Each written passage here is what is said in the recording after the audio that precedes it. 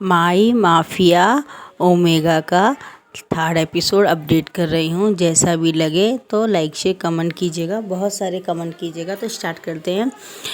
लैंजन wing का हाथ पकड़ लेता है और बाहर वेन रोहान विंग को बुला रहा होता है कि आओ वी, मैं तुम्हें अपने साथ लेके जाऊंगा। तो बोलता हाँ आप चलिए ना, मैं आ रहा हूँ। तो बोलता नहीं, मैं तुम्हें साथ ले जाऊंगा, तुम जानते हो ना हमारा बेबी को हमें प्रोटेक्ट करना है। तो बोलता हाँ हाँ मैं जानता हूँ।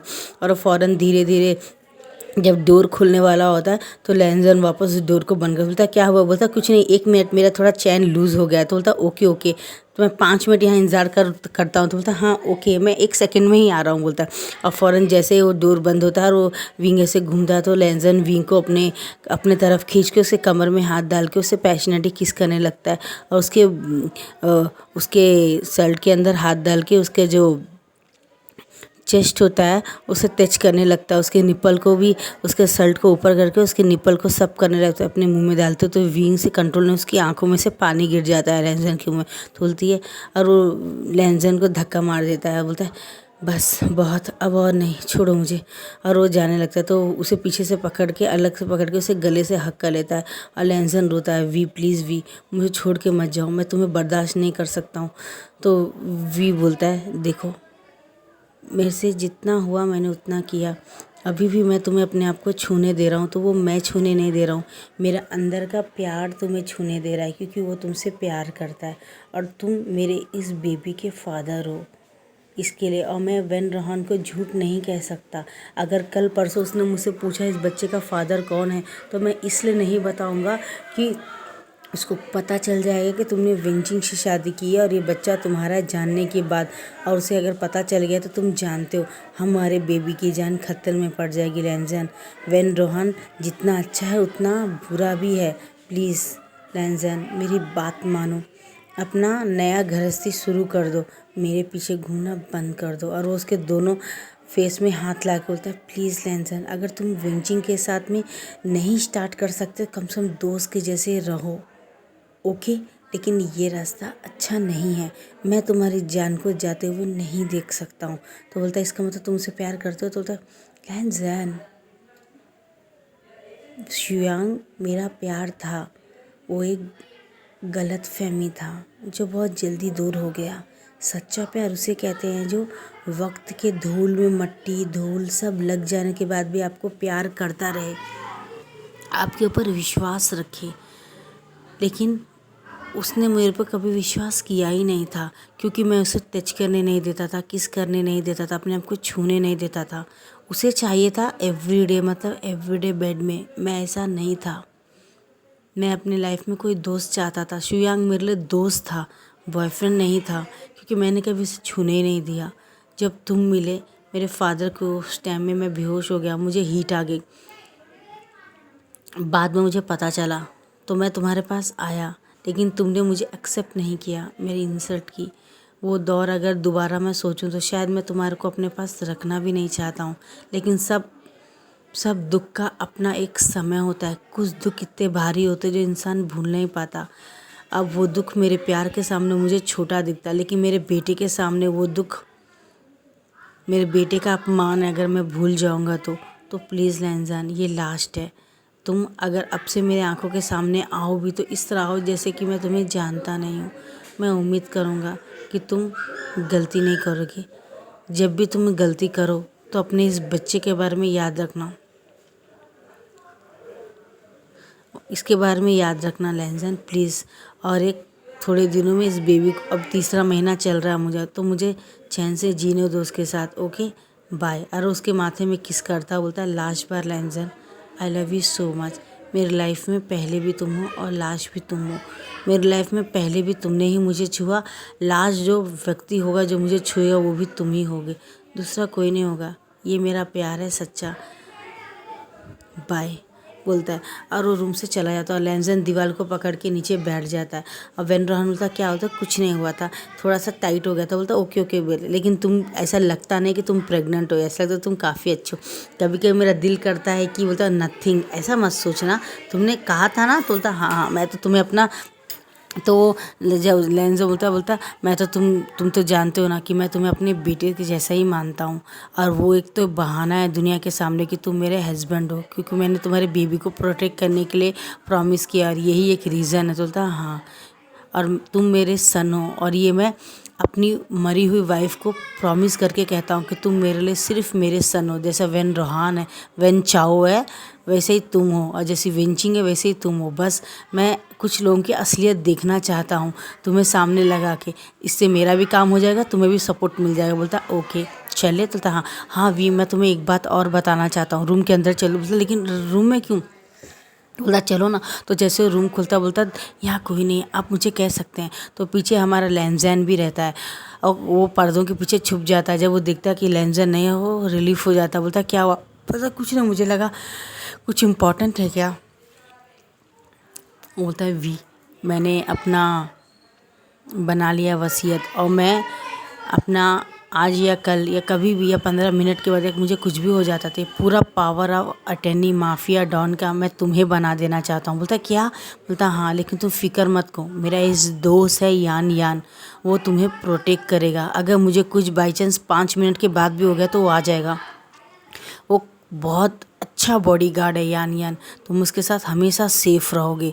बोलता है मुझे और किसी पे कोई विश्वास नहीं है। बोलता है वो बहुत जल्द यहाँ आ जाएगा, वो 15 मिनट में इस पार्टी को अटेंड कर लेगा, मैं तुम्हें इंट्रोड्यूस करा दूंगा। बॉडीगार्ड यान यान उसका नाम है, वो तुम्हें प्रोटेक्ट करेगा और मेरे बेटे को भी सेव करेगा अपनी जान दे के भी, ओके ना।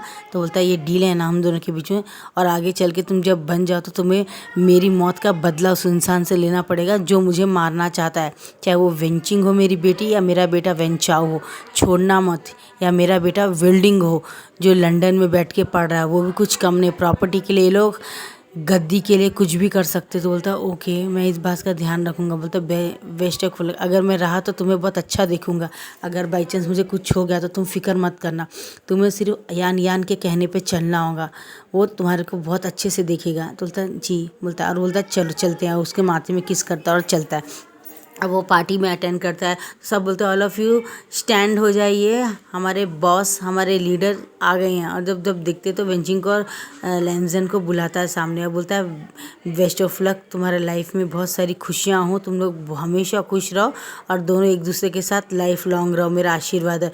तो विंग को बोलता है तुम भी दो। बोलता है हाँ both are God plus you, आप दोनों एक दूसरे के साथ अच्छे रहे, हाँ हमेशा खुश रहे। बोलता है वेंचिंग का हाथ पकड़ता है अपने राइट हैंड से, और एक हाथ लैंजन का पकड़ता है और आंखें बंद कर लेता है, और वो बोलता है आप दोनों हमेशा खुश रहे, आप दोनों में अगर सच्चा प्यार है तो आप दोनों हमेशा एक साथ रहे। ये बात बोलता है और उसकी आंखों से पानी गिर जाता है लैंजन के हाथ में। लैंजन देखता है उसके, और फिर वापस और अपना दूसरा हाथ रख के उस आंसू को पोंछ के बोलता है कि यस आप जैसा चाहती हैं बिल्कुल वैसे ही होगा। बोलता है और करता है। उसके बाद में वो बोलता है 1 मिनट रुको वेंचिंग, 1 मिनट रुको लैंजन। बोलता है और वो 2 ड्रिंक लेके आते, बोलता है कि ये लीजिए आप दोनों हमेशा हैप्पी रहिए। ये बात बोल के उनको ड्रिंक्स दे देता है, और हमेशा खुश रहो, और उसे गॉड ब्लेस यू बोलता है। और वह रोहन को बोलता है चले हम भी ड्रिंक करते हैं। बोलता है ऑफकोर्स। बोलता तुम ज़्यादा नहीं पियोगी बेबी? बोलता हाँ ओके ओके। बोलता है और थोड़ा सा ड्रिंक कर लो, सॉफ्ट ड्रिंक्स ले लेता है।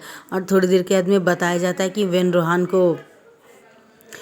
रहान जो रहता है, वो वेन रहान को क्या बोलते हैं, थोड़ा सी तबीयत ख़राब जैसी दिखती है। तो वो बोलता है कि अब मुझसे ज़्यादा उम्र होगी, मैं ज़्यादा दिन तो इंतज़ार कर नहीं सकता हूँ, यहाँ ज़्यादा बैठ नहीं सकता हूँ, तो मैं अपने रूम में जाता। तो विंग बोलता है हाँ मैं भी जाता। तो एक शख्स आके बोलता है, तो वेन चाओ आके बोलता है ये आपके लिए ड्रिंक है, आप तो जानती है ना मैं आपके साथ अच्छा रहना चाहता हूँ, सॉरी फादर ये आपके लिए भी ड्रिंक है। तो बोलता ले, और उसमें वी के लिए हीट का दवा आता है जिससे उसे हीट आ जाए, और उसके फादर के लिए उसमें पॉइजन रहता है जो उसके फादर को 24 आवर्स में तड़पा के मार देगा। और उसके फादर को पता रहता कुछ ना कुछ तो गलती है, लेकिन फिर भी वो यान यान को ऑलरेडी बुला चुका था, यान यान बस अंदर आना बाकी था। और थोड़ी देर के बाद में बताते हैं विंग को एक अजीब सी गर्मी लग रही होती है, और वो जा रहा होता तो बोलता है ओके विंचिंग तुम जाओ, ओके एंजॉय योरसेल्फ बोलती है। और जब वो घूम के जाती तो गिरने वाली होती, तो लैंजन फ़ौरन हाथ पकड़ लेता है। बोलता क्या हुआ? पता नहीं लैंजन, मुझे कुछ हो रहा है, मुझे बहुत गर्मी दिख रही है, ऐसा लग रहा है जैसे मुझे हीट आने वाली है। तो बोलता है क्या तुम्हें? बोलता हाँ मुझे डर लग रहा है, मैं क्या करूँ?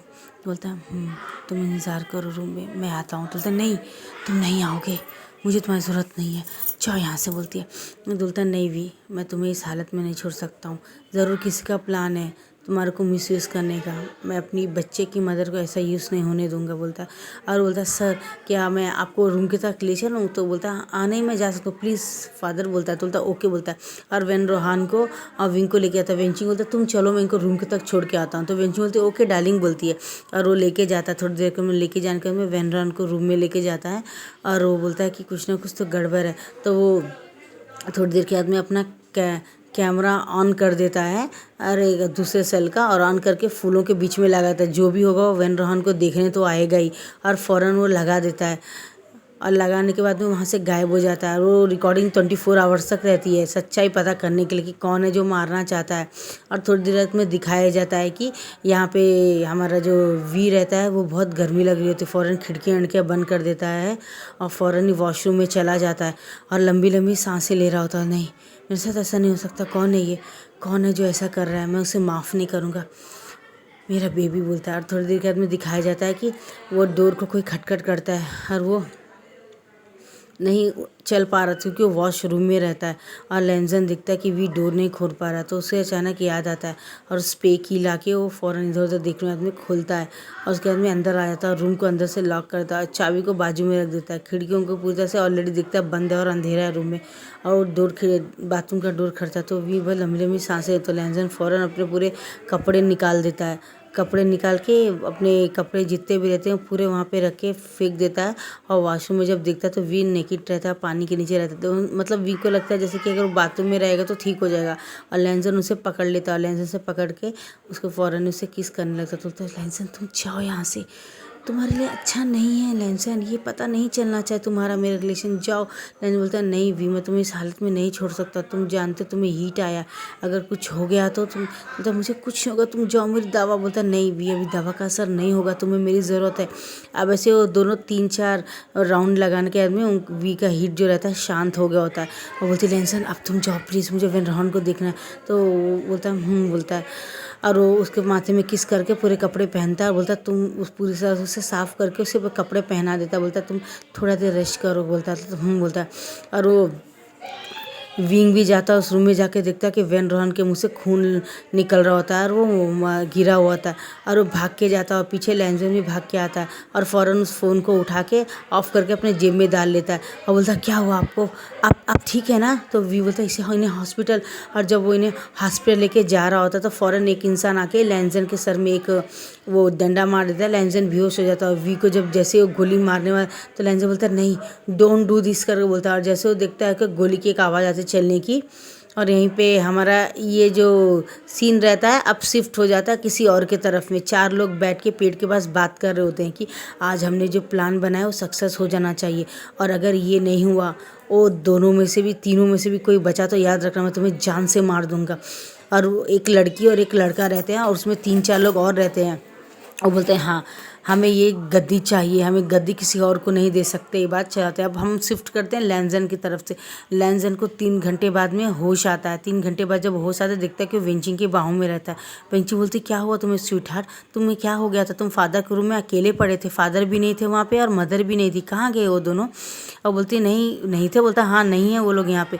अब यहाँ से दिखाया जाता कि जैसे एक गोली चलती है तो फ़ौरन खिड़की से यान खिड़की को तोड़ते कुत्ता हुआ आ जाता है और वो गोली से उसको बचा लेता है और वो इंसान को भी गोली पलट के मार देता है। वो इंसान भाग जाता है और फ़ौरन वेन रोहान को वो पूरी चादर में पैक करके और उसके मुंह में गोली डाल देता है जिससे जो भी जहर का असर है वो 3 घंटे के लिए रुक जाएगा चाहे कुछ कितना भी सीरियस क्यों ना हो।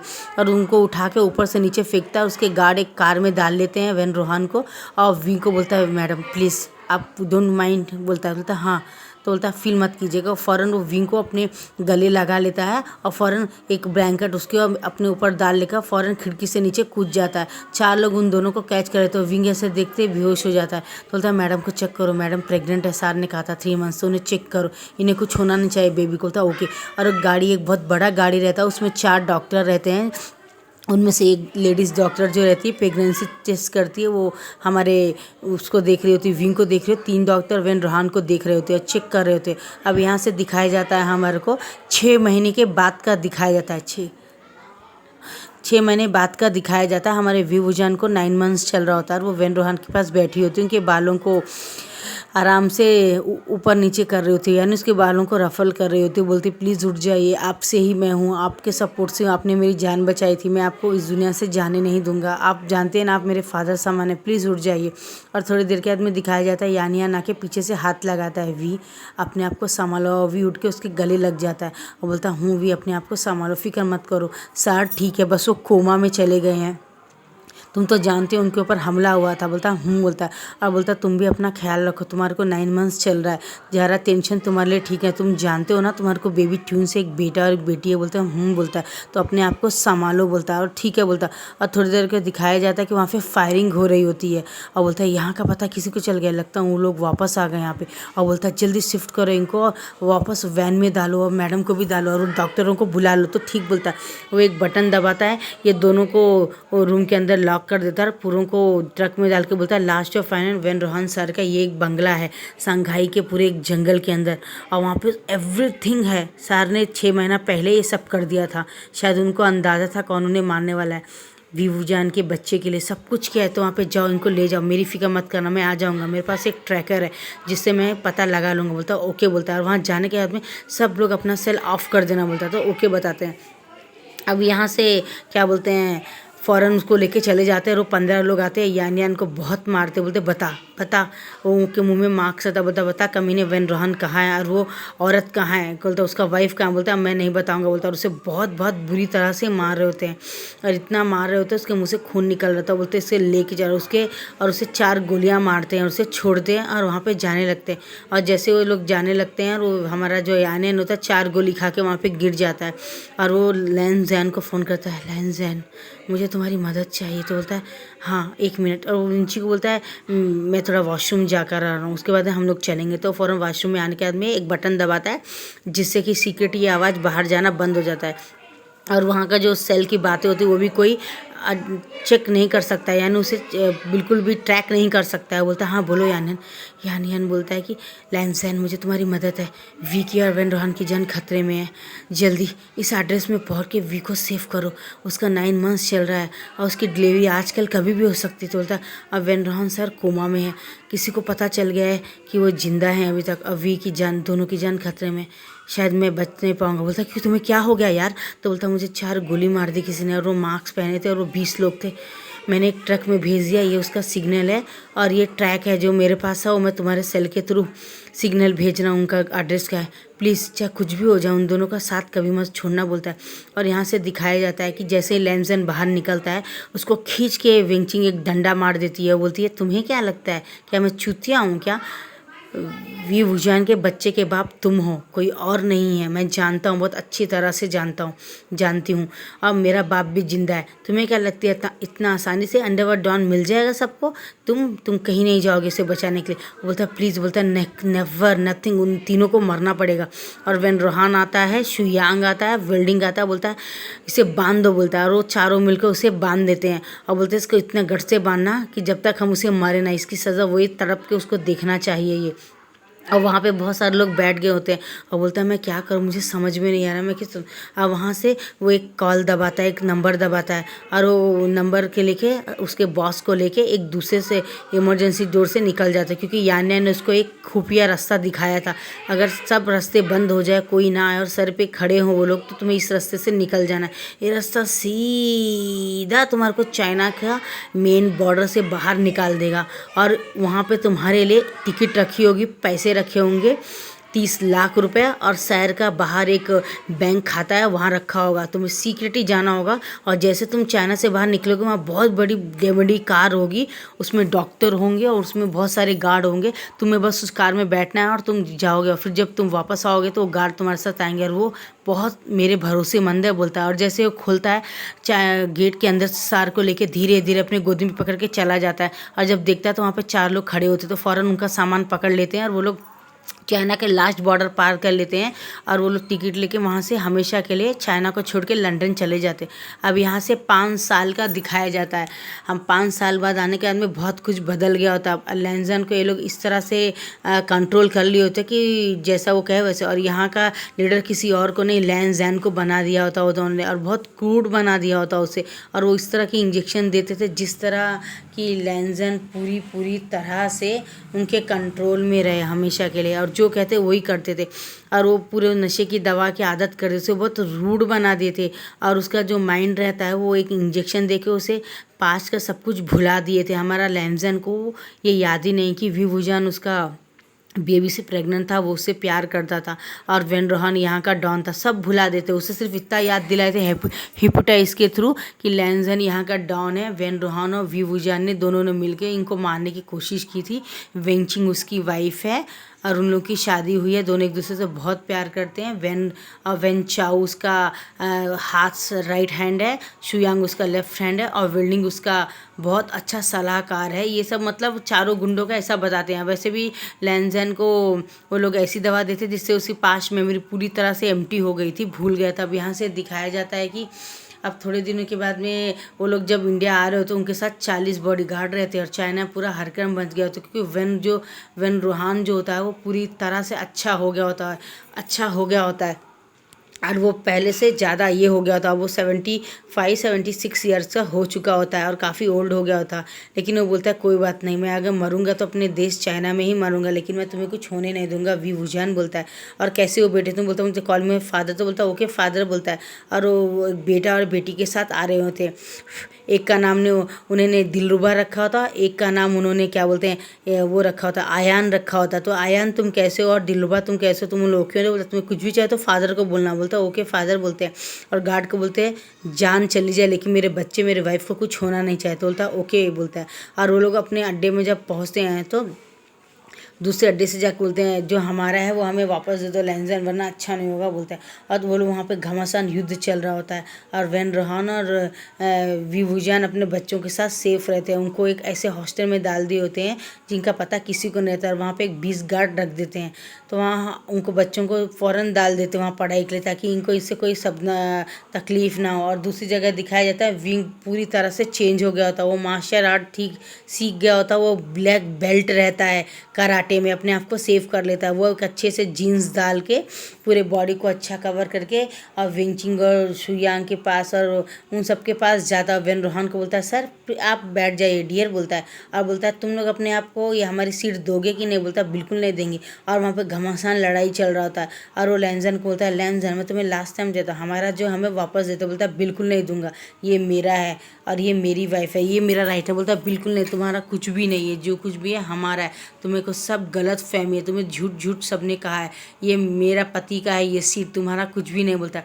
और वो जैसे लैंजन और विंग बोलता ठीक है चलो एक मुकाबला हो जाता है, तुम मुझे हरा दो हाँ झगड़े में फाइट में, और मैं तुम्हें अगर तुम हरा देता हूँ तो ये मेरा, तो बोलता है ठीक है मुझे मंजूर है।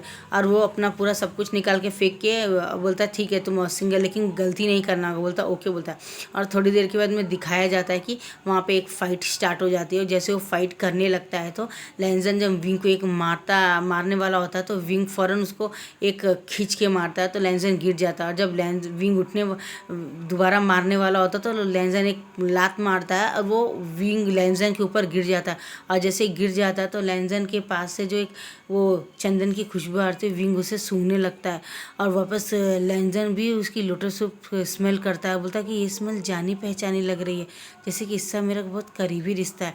और थोड़ी देर में दिखाया जाता है विंग भी खुश सूंघ रहा था, वापस होश में था ये क्या कर रहा हूँ, फ़ौरन उठता है और उससे झगड़ा करने लगता है। ऐसे 1.5-2 घंटा चलता है उनका, और दोनों को फाइट हो रहा होता है। लेकिन वो बोलते ठीक है, वेन रोहान बोलता है बस आज के लिए इतना बहुत है, हम दोबारा मिलेंगे लैंजन तुमसे, बोलता है। और वो विंग को लेके और अपने गार्ड के साथ चला जाता है। अब बोलता है ठीक है हम एक फ़ैसला करते हैं। एक मीटिंग होती है 5 दिन बाद, तो वो बोलते हैं जिसको जितना ज़्यादा फैसला, जितने ज़्यादा टेंडर मिलेंगे, जितने ज़्यादा सपोर्ट मिलेंगे, जितने सारे वोट्स मिलेंगे, वही इस सीट का डॉन बनेगा बोलता है। और जो जिसके आइडिया जितने अच्छे होंगे उसी को मिलेगा। तो सब लोग बोलते हैं हमें मंजूर है बोलते हैं। और लैंजन को बताती विंगचिन तुम्हें ऐसा करना है, ऐसा करना है। और वेन चाओ बोलता है मैं उन सबको जाके धरा धमका के उनका वोट्स लेने की कोशिश करूँगा। वेलिंग बोलता है हाँ, और मैं बहुत सारे पैसा जमा करता हूँ जाके हम उनको दे के ब्लैकमेल करके हम सबको अपने साथ रख सके बोलता है।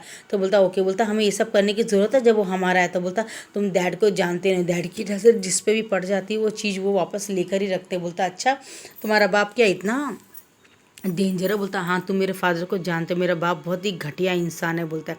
और वो उनके साथ जो वाइफ था वो मुझे कुछ ज़्यादा नहीं बड़ा दिखता है, वो कुछ काफ़ी छोटा है तुम्हारे बाप की उम्र से। बोलता हाँ उसने पैसे के लिए ही मेरे बाप के साथ में सोया। मेरे बाप का वो है एक, मेरे बाप का भी दिमाग खराब था, उसकी ब्यूटी में आके उससे शादी कर लिया। और उसका फिर एक बेबी भी है, पता नहीं उसके एक है कि दो, मुझे कुछ पता नहीं, ऐसे मुझे उसको बच्चे हैं कि नहीं। नेक्स्ट एपिसोड में देखते क्या होता है गाइस। पसंद है तो लाइक करना। Bye bye guys.